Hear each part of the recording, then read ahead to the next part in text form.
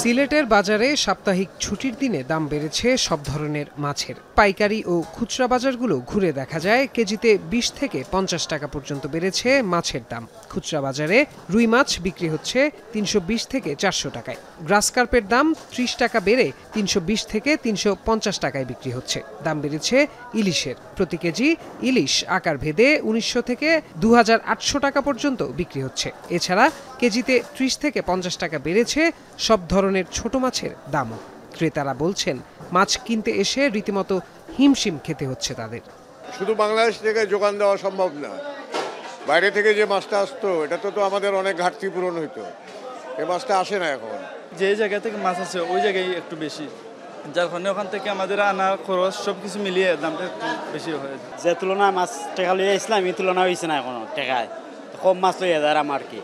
গেল কয়েক সপ্তাহ ধরে সরবরাহ ঘাটতি থাকায় ময়মনসিংহের বাজারে ৬০ থেকে ৭০ টাকার নিচে পাইকারিতে মিলছিল না কোনো সবজি। তবে আজ বাজারের চিত্র উল্টো। সরবরাহ বাড়ায় পাইকারিতে কেজি প্রতি ৫ থেকে ৭ টাকা কমেছে সব ধরনের সবজির দাম। কাঁচামরিচ বিক্রি হচ্ছে ৪৫ টাকা, ১০ টাকা কমে চিচিঙ্গা বিক্রি হচ্ছে ৩৫ টাকায়, টমেটো ৪০, করলা ৩৬, ঢেঁড়স ৪০ এবং বেগুন বিক্রি হচ্ছে ৪৫ টাকায়।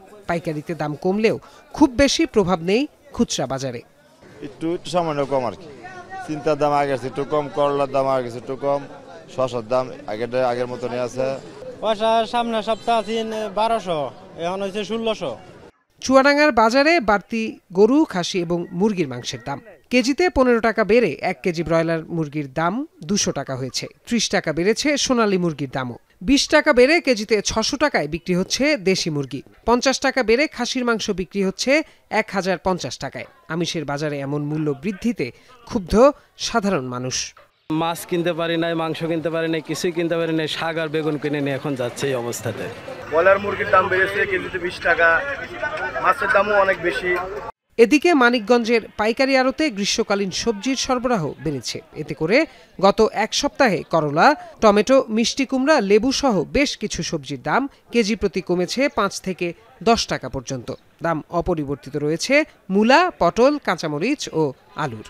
আমদানি অনেকটা বেশি আর দাম একটু কমছে, কমপক্ষে ৮ টাকা ১০ টাকা কেজি বলতে কমছে আর কি। করলাগুলো ৩০ টাকা ৩২ টাকা, আর আপনার পটল ৪০-৪৫ টাকা ভাই, আর শসা ৪০-৪২ ভাই।